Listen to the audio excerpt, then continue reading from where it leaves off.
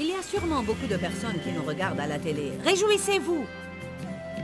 Peut-être que la meilleure chose que vous avez besoin d'entendre ce soir est « Laissez-vous vivre ». Arrêtez de faire toute une montagne de toutes petites choses qui se passent. Arrêtez de faire tout un drame des petites choses. Arrêtez de faire toute une histoire de toutes petites choses qui se passent. Apprenez à laisser passer certaines choses. Vous savez ce que je disais pendant les 2 dernières années? Choisissez vos batailles. Restez avec nous dans Jouissez de votre vie.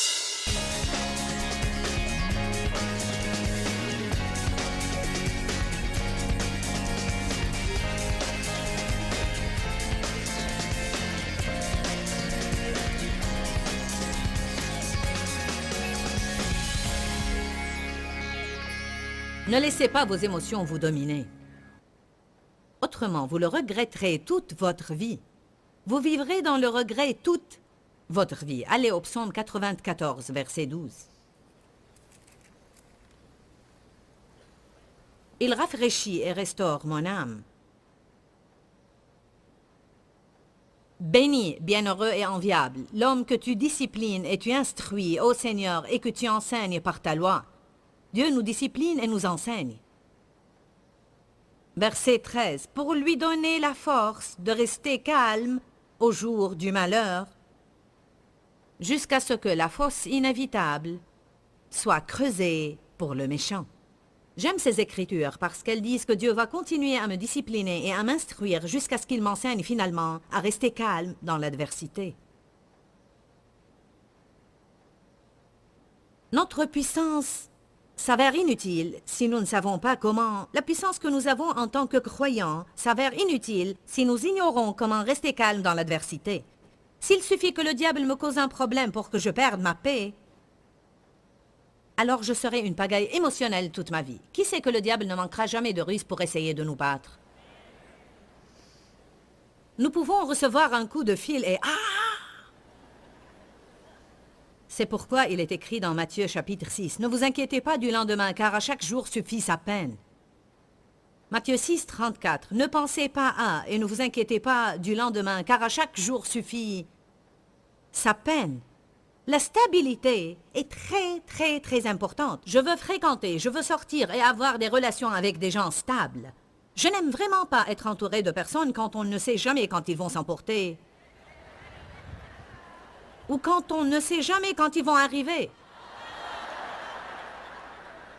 Car les gens émotifs disent « Vous pouvez compter sur moi, je serai là-bas. » Mais s'ils se réveillent et ils n'ont pas envie de venir, ils ne viennent pas. Les gens émotifs, si tout ne va pas comme ils veulent, ils se mettent en colère, se fâchent et s'énervent. Je n'aime pas être entouré par de telles personnes. Ça m'énerve et me tracasse d'être. Je veux dire, je veux la stabilité dans ma vie. Amen? Je ne veux pas être énervé des gens tout le temps.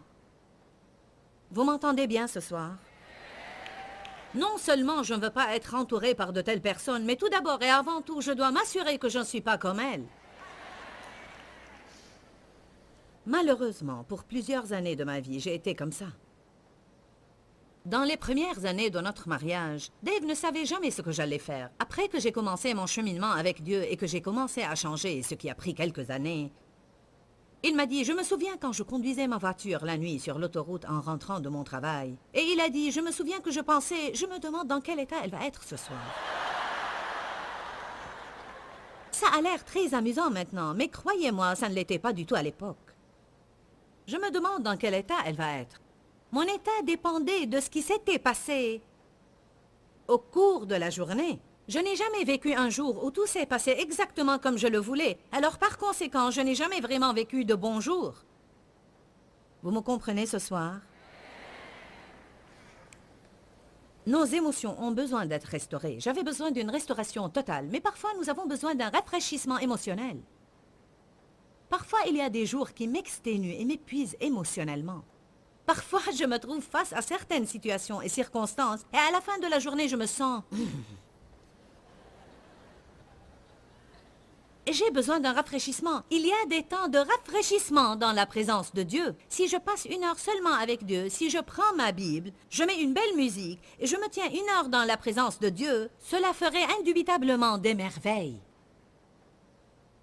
Les gens sont souvent gênés tout le temps, ou même perturbés émotionnellement, parce qu'ils ne passent pas assez de temps avec Dieu, et cela pour avoir ce rafraîchissement dans leur vie. Nos âmes ont besoin d'être touchées par Dieu. Et bien que nous soyons nés de nouveau, nous avons besoin d'être touchés par Dieu. Touche-moi, Seigneur. Il y a des fois où un rire du fond du cœur rafraîchirait votre âme. Honnêtement, je ne crois pas que les gens s'amusent assez. Je crois que le plus grand problème de certaines personnes est qu'elles sont tout simplement trop sérieuses. J'étais comme ça pendant des années. Je préférais toujours être sérieuse. Sérieuse. Dave était toujours du genre qui devait jouir de tout ce qu'il faisait. J'étais vivante, mais je ne jouissais pas de ma vie. Je m'occupais de mes responsabilités. Et je voulais qu'il arrête de s'amuser. Et qu'il soit responsable. Allez maintenant, y a-t-il entre nous quelqu'un de trop sérieux? Vous êtes comme... Amen. Peut-être vous n'avez pas tous besoin de ça, mais je vais le dire pour que vous jouissiez de votre vie. Il y a sûrement beaucoup de personnes qui nous regardent à la télé. Réjouissez-vous! Peut-être que la meilleure chose que vous avez besoin d'entendre ce soir est « Laissez-vous vivre ». Arrêtez de faire toute une montagne de toutes petites choses qui se passent. Arrêtez de faire tout un drame des petites choses. Arrêtez de faire toute une histoire de toutes petites choses qui se passent. Apprenez à laisser passer certaines choses. Vous savez ce que je disais pendant les 2 dernières années? Choisissez vos batailles. Il y a assez de choses que nous devons traiter et nous ne pouvons pas faire tout un drame de toutes petites choses. Alors choisissez vos batailles. Il y a certaines choses que vous devez laisser passer et d'autres pas. Dave était décidé à jouir de sa vie, quoi qu'il fasse, et... Peut-être vous m'avez entendu partager cela avant, mais ça m'est revenu à cœur ce soir. Je me souviens très bien quand nos enfants étaient petits. Nous avions déjà 3 enfants quand j'ai commencé à marcher avec Dieu. J'ai 4 enfants maintenant, mais j'avais 3 quand, en 76, je fus rempli du Saint-Esprit. Et même avant cela... Dave m'accompagnait toujours à certains endroits. Il m'accompagnait par exemple à l'épicerie. Et pendant des années, Dave travaillait alors que je restais à la maison pour prendre soin des enfants. Et la meilleure chose que je faisais était d'aller à l'épicerie toutes les 2 semaines. Et c'était comme « Merci Seigneur, je suis enfin sortie ». Est-ce que quelqu'un sait ce qu'on peut ressentir? Oh, enfin! J'avais l'habitude d'aller beaucoup aux toilettes pour...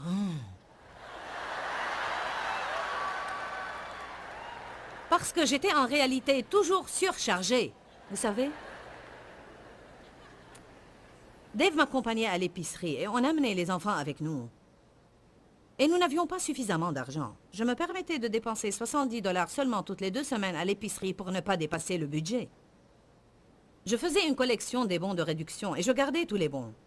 Alors vous comprenez qu'aller à l'épicerie m'était une grande épreuve.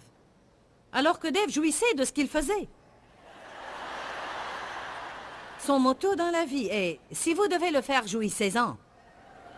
Et il est le genre de personne qui aime parfois s'amuser en agaçant quelqu'un d'autre.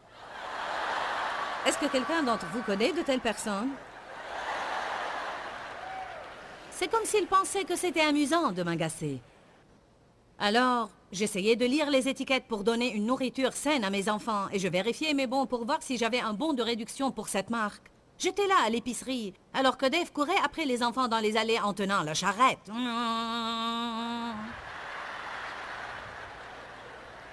Et puisqu'il mesure 2,10 m et il est évidemment plus grand que moi, il se dirigeait vers une autre allée et me lançait certaines choses par-dessus les rayons.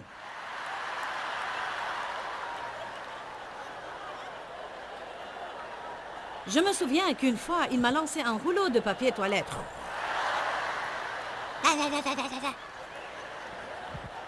Alors que lui se tenait là à me regarder en riant et riant. Et parfois, il me donnait de petits coups avec la charrette et je lui disais « Arrête Dave, arrête, arrête, arrête !»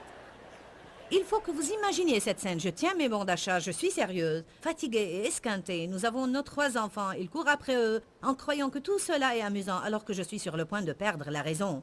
Déjà, je n'en avais pas trop pour commencer. Je me souviens que je lui ai dit une fois à l'épicerie, « Peux-tu arrêter ça? Sortir avec toi, c'est comme sortir avec un enfant. Arrête tout cela. Ne fais pas l'enfant, sois sérieux. Il a dit, oh Joyce, j'essaie simplement de m'amuser un peu. J'ai dit, je ne suis pas venu ici pour m'amuser.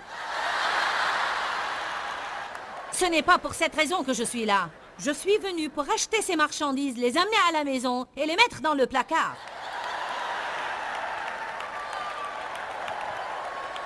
J'avais un plan. J'étais une personne bien déterminée. Et m'amuser n'était pas sur ma liste de choses à faire. Et ce n'était pas mon but. Et c'était moi qui étais sur le point de faire une dépression nerveuse. Et c'était moi qui courais tout le temps chez le médecin avec toutes ces maladies que personne ne pouvait diagnostiquer. Et les médecins me disaient toujours, « Madame, ce n'est que le stress. » Et je disais, « Ce n'est pas le stress. » Ne me dites pas que je vous paye tout cet argent pour que vous me disiez que je suis stressée. C'est vous qui me soumettez au stress en me disant que je suis stressée. Vous êtes en train de rire parce que vous identifiez les symptômes.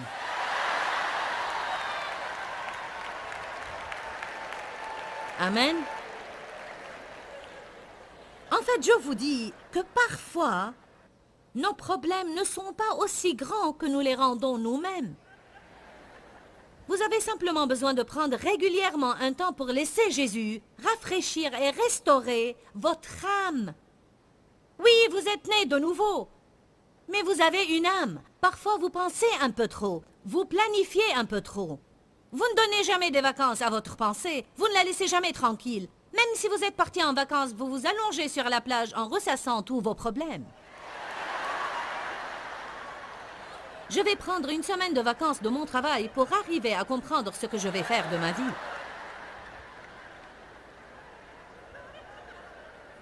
Allez à Matthieu 11.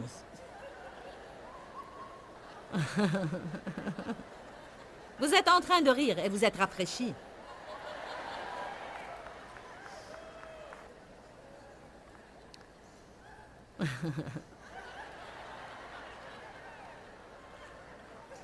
Certaines choses que nous faisons sont très stupides. Dave est tellement logique, il m'exaspérait et je restais exaspérée parfois pendant des jours et je ne lui parlais pas.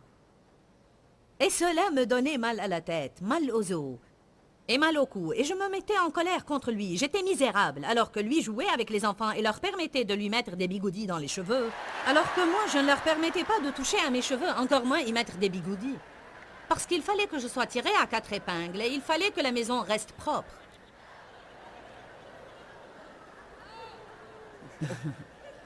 Si nous avions des invités, le temps qu'ils arrivaient, je voulais qu'ils rentrent chez eux. Parce que j'étais tellement stressée d'essayer de les recevoir que je ne pouvais pas jouir de leur présence une fois arrivés. Parce que le petit barbecue qui était supposé être simple s'est transformé en un steak et une salade de pommes de terre. Il fallait repeindre le grill et nettoyer toute la maison.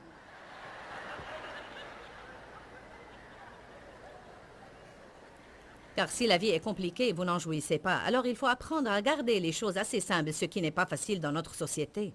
Amen. Jésus a dit dans Matthieu 11, 28, « Venez à moi, vous tous qui êtes fatigués, chargés et surchargés, et je vous donnerai du repos. » Oh, cela n'est-il pas bon à entendre? À mon avis, il ne parlait pas vraiment de s'allonger sur un canapé et de se reposer physiquement, mais il parlait du repos dans l'âme. Il parlait d'un rafraîchissement et d'une restauration dans votre âme de telle manière que vous en avez marre de penser et penser et penser tout le temps à une même situation que vous ne pouvez pas résoudre de toute façon. Quand vous recevez un rafraîchissement émotionnel, tout le monde a besoin de cela. Certains disent « Bien, je ne peux pas faire cela, j'ai beaucoup de choses à faire. » Je crois que toute personne a vraiment besoin, à la fin d'une journée de travail, vous avez besoin de prendre quelque temps, 30 minutes, 20 minutes, 1 heure si c'est possible, pour vous asseoir quelque part. Vous avez besoin de faire un petit somme rafraîchissant pendant 10 minutes. Vous avez besoin de respirer. Vous avez besoin de prier pour 10 minutes. Vous avez besoin d'aller quelque part et de vous calmer et de laisser votre âme se calmer. Nous manquons de calme dans nos âmes. Que quelqu'un crie Alléluia. Écoutez ce que la Bible amplifiée dit. Je calmerai, tranquilliserai et rafraîchirai vos âmes. Prenez mon joug sur vous et apprenez de moi, car je suis doux, tendre et humble. Je suis modeste de cœur. Il y a un message très profond là. Il faut dire de l'humilité qu'elle dépend du domaine de notre volonté et de comment nous voulons ce que nous voulons. Et nous passons beaucoup de temps à essayer de nous éloigner de tout ce que nous ne voulons pas. Et pourtant, si vous étudiez le mot humble, il dit « Je suis humble, doux et modeste ». Les personnes douces n'essayent pas toujours de faire réussir tout dans leur vie. Elles confient à Dieu le soin de faire cela. Les personnes humbles ne s'enfuient pas de ce qui est dur. Elles acceptent leurs circonstances et elles comptent sur Dieu pour faire ce qui est nécessaire. Il dit « Prenez mon joug sur vous et apprenez de moi, car je suis doux, tendre et humble. Je suis modeste de cœur.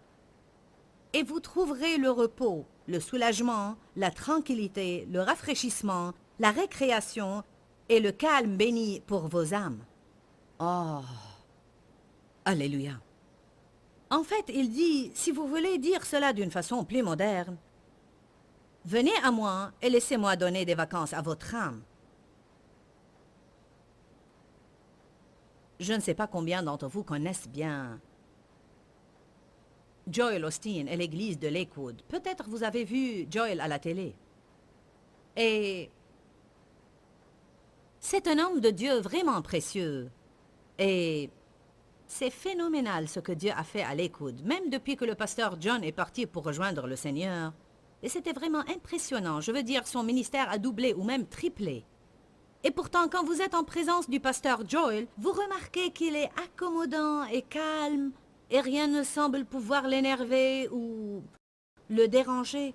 Il passe beaucoup de temps avec Dieu et il garde l'équilibre dans la vie. Oui, une partie de ça est due à sa personnalité gratifiée par Dieu, mais une autre partie doit venir d'une décision. Vous savez, vous pouvez être un pasteur servant une grande église, ou vous pouvez diriger un grand ministère, vous pouvez avoir un métier dur, et vous pouvez faire cela quand votre âme est en vacances. Quand Jésus a dit « Vous pouvez entrer dans mon repos », il n'a pas voulu dire s'allonger sur le canapé toute la journée. Il a voulu dire un repos pendant que vous travaillez. Le repos dont Dieu parle est un repos pendant que vous travaillez. C'est un repos dans le travail et non pas un repos du travail. Les gens qui apprennent comment entrer dans le repos de Dieu peuvent faire 10 fois plus que toute autre personne car ils vont avoir l'énergie de faire cela et non pas être épuisés du stress tout le temps. La chose qui nous épuise n'est pas ce que nous faisons physiquement, c'est ce qui se passe en nous pendant que nous faisons ce que nous faisons physiquement. C'est notre pensée, nos émotions et nos attitudes envers les choses. Jésus dit « Venez à moi ». Nous devons faire cela. Quand vous vous sentez stressé, prenez de petites vacances spirituelles. Ça peut être seulement 3 ou 4 minutes, mais prenez 1 minute et dites « Jésus ». Laissez toute cette frustration drainer quelque part. Dites « J'ai besoin de petites vacances spirituelles ». Nos émotions doivent être guéries. Il faut qu'elles soient rendues à leur place, c'est-à-dire le siège arrière dans la prise des décisions. Samson avait de la force, mais sa force a disparu. Vous savez pourquoi? Car il a vu Dalila et a laissé ses émotions le dominer. On se demande combien d'hommes et de femmes ont ruiné des relations et peut-être même ont ruiné leur vie ou y ont causé beaucoup de dégâts pendant plusieurs années parce que, dans un moment d'émotion en feu, éloignez-vous-en. Un homme a dit récemment, il était en train de prêcher à la télé, c'est un pasteur. Il s'adressait aux hommes, il a dit, quand vous êtes au travail et vous voyez cette jolie jeune femme qui ne ressemble pas vraiment à votre épouse qui vous a déjà donné 5 enfants, et cette jolie jeune femme au travail porte une jupe qui est déjà trop courte et un chemisier qui est déjà trop décolleté, et vous sentez ces émotions commencer à... Oh, il a dit, mettez votre bouclier, tournez-vous et éloignez-vous-en. Parfois, la meilleure façon de résister à la tentation est de s'en éloigner. quand j'étais en train d'apprendre à contrôler ma colère, et je sentais cette colère commencer à monter et à m'envahir, vous pouvez vous-même ressentir la colère avant de l'exprimer. Si vous ne pouvez pas faire autrement, au moins éloignez-vous. Amen. Un de mes enfants a dit l'autre jour qu'il essayait de copier quelque chose sur le télécopieur et ce dernier ne marchait pas. Il avait 3 ou 4 pages à télécopier et il continuait à avoir 12 copies de la page 1. Il est revenu sans copie et il a dit « Nous allons les faire sortir dans un autre endroit, car si je reste là, je donnerai un coup de poing à cette machine. »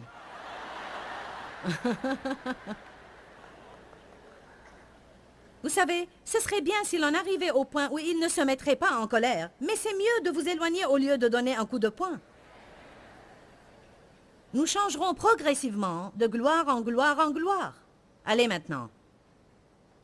Parfois, vous devez vous éloigner de certaines choses. Qu'est-ce qui serait arrivé si Samson s'était éloigné de Dalila? Qu'est-ce qui serait arrivé si David s'était éloigné, s'il était descendu du toit de son palais?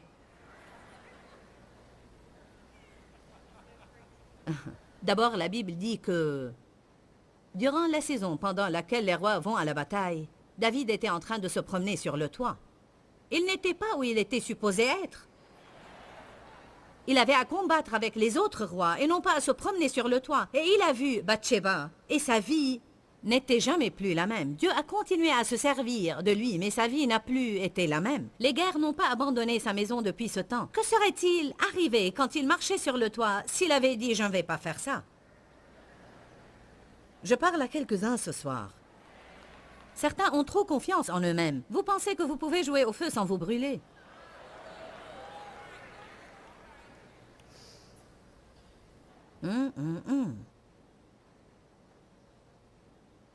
Je vais répéter, les émotions doivent être rendues à leur propre place, au siège arrière, dans la prise des décisions. Nous devons avoir notre âme restaurée. Quand quelqu'un me blesse et je suis tentée de rester pleine d'amertume, et je suis tentée de... Il m'est difficile de lui pardonner. Combien d'entre vous savent que quand quelqu'un vous blesse, parfois, bien que vous connaissiez tous les messages sur le pardon et vous ayez les enseignements de tous les prédicateurs, vous avez les livres, vous avez fait des études bibliques, il se peut que vous ayez même prêché ce message. Mais qui sait que quand quelqu'un vous blesse, vous devez confronter cela et vous frayez un chemin et vous devez toujours avoir la grâce de Dieu pour être capable de faire ce que la parole dit. Amen. Nous étions en train de parler de comment le Seigneur, notre berger, restaurera notre âme. Peut-être que vous avez lu cela plusieurs fois et vous ne savez pas vraiment ce que cela veut dire, mais personnellement, je comprends ce que cela veut dire, car j'avais besoin que mon âme soit restaurée. Vous êtes un esprit, vous avez une âme, et vous vivez dans un corps. Mais c'est quoi votre âme? Votre âme est vos pensées, votre volonté, vos émotions, et je vous le dis. Le temps que le diable ait terminé avec moi dans mon enfance, en fait, je ne crois pas vraiment qu'il ait terminé, mais j'ai moi-même mis fin à ses plans. Mes pensées étaient en désordre, mes émotions étaient hors contrôle. J'étais têtue et rebelle et je ne savais certainement pas comment soumettre ma volonté à Dieu. Je peux vous dire maintenant et certifier que le Seigneur a restauré mon âme. Si vous êtes malade dans votre corps, vous prenez du médicament. En fait, la parole de Dieu est un médicament pour nos âmes. Si vous avez des problèmes dans votre intérieur, vos émotions ont besoin d'être touchées par Dieu, vos pensées ont besoin d'être touchées, votre volonté a besoin d'être touchée par Dieu, peut-être vous êtes têtu et rebelle. Laissez la parole de Dieu pénétrer en votre fort intérieur et vous guérir. N'oubliez pas que nous vous aimons. Que Dieu vous bénisse et demeurez dans la parole. Quand, Seigneur, quand? Dans ce livret, Joyce Meyer vous apprend à faire confiance au temps de Dieu. Pour obtenir ce livret gratuitement, écrivez-nous à Joyce Meyer, boîte postale 40095-6300 Larnaca, Chypre. Ou bien visitez notre site web www.joycemeyer.org/fr.